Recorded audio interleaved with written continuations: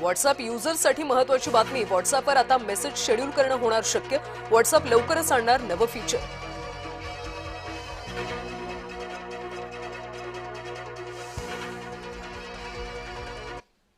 नमस्कार, सकाळचे 9 वाजता बुलेटिनमध्ये तुम्हा सर्वांचं स्वागत। मी कल्याणी दीक्षित। बुलेटिनची सुरुवात करूयात नाशिक मधल्या बातमीने। नाशिकच्या हर्सुलला 24 तासात भूकंपाचे 4 सौम्य धक्के जाणवलेत। मध्यरात्री 1.2 रिश्टर स्केलच्या भूकंपाची नोंद झाली। अनेक गावांमध्ये सध्या भीतीचं वातावरण पसरलंय।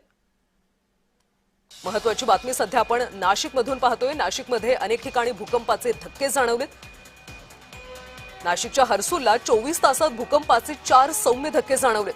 मध्यरात्री 1.2 रिश्टर स्केलच्या भूकंपाची नोंद झाली। दरम्यान आता अनेक गावांमध्ये भीतीचं वातावरण पसरल्याचं पाहायला मिळतंय। गेल्या 24 तासामध्ये 4 ठिकाणी भूकंप झालेला आहे। मध्यरात्री 1.2 रिश्टर स्केलच्या भूकंपाची नोंद झाली। दरम्यान या भूकंपाच्या धक्क्यांमुळे अनेक गावांमध्ये सध्या भीतीचं वातावरण पाहायला मिळतंय।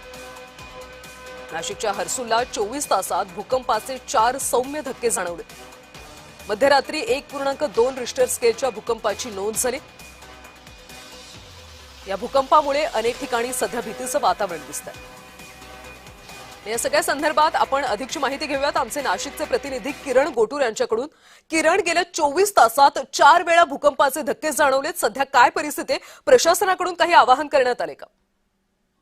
कल्याणी, महत्त्वाची बातमी म्हणावी लागेल। मागच्या 24 तास म्हणजे रविवारी रात्रीपासून हे भूकंपाचे जे धक्के आहेत ते त्र्यंबकेश्वरच्या जे हर्सुल भागामध्ये जाणवलेले आहेत, अशा पद्धतीची माहिती प्रशासनाने दिलेली आहे। या सगळ्या भूकंपाच्या धक्क्यानंतर गावामध्ये भीतीचं वातावरण आहे, पण नागरिकांनी घाबरून जाऊ नये, फक्त काळजी घ्यावी अशा पद्धतीचं आवाहन हे प्रशासनाच्या वतीने करण्यात आलेलं आहे। पण मागच्या 24 तासांमध्ये त्र्यंबकेश्वरच्या जे हर्सुल भागामध्ये या भूकंपाचे केंद्रबिंदू होते। 24 तासांमध्ये 4 वेळा खरं तर भूकंप हे झालेलं आहे आणि भूकंपाचे धक्के या गावाला बसलेले आहेत अशा पद्धतीचं माहिती स्थानिकांनी दिलेली आहे। त्यामुळे काळजी करू नका, फक्त जे आहे प्रिकॉशन घ्या अशा पद्धतीचं जे आव्हान आहे ते प्रशासनाच्या वतीने केलं जातं।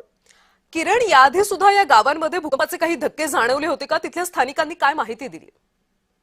मागच्या काही महिन्यांपूर्वी खरं तर अशा भागांमध्ये काही वेळा भूकंपाचे सौम्य धक्के जाणवलेले होते आणि आणखीन एकदा अशाच पद्धतीचे भूकंपाचे जे धक्के आहेत ते या गावांमध्ये जाणवलेले आहेत। खरं तर हा संपूर्ण भाग जो आहे तो आदिवासी भाग आहे।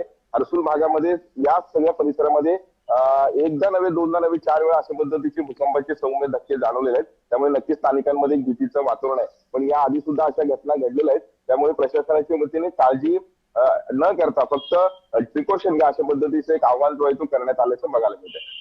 नक्कीच किरण, धन्यवाद या सगळ्या सविस्तर माहितीसाठी। तर भूकंपाचे सौम्य धक्के जाणवलेले आहेत, त्यामुळे काळजी करू नका असं आवाहन आता प्रशासनाकडून करण्यात आले। गेल्या 24 तासांमध्ये 4 ठिकाणी भूकंपाचे धक्के जाणवले।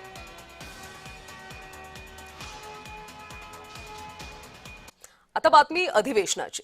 अर्थसंकल्पीय अधिवेशनाचा आज दुसरा दिवस आहे। शेतकरी धोरणांवरून विरोधक आक्रमक होण्याची शक्यता वर्तवली जाते। अधिवेशनात आज कोणते मुद्दे गाजणार याकडे लक्ष असणार आहे। कालपासून राज्याच्या अर्थसंकल्पीय अधिवेशनाला सुरुवात झाली। काल शोकप्रस्ताव मांडण्यात आले होते आणि आज अधिवेशनाचा दुसरा दिवस आहे। शेतकरी मुद्द्यांवरून विरोधक आक्रमक होण्याची शक्यता वर्तवली जाते आणि या संदर्भात आपण अधिकचे अपडेट्स घेऊयात आमचे प्रतिनिधी शुभम उमाळे यांच्याकडून। शुभम, अर्थसंकल्पीय अधिवेशनाचा आज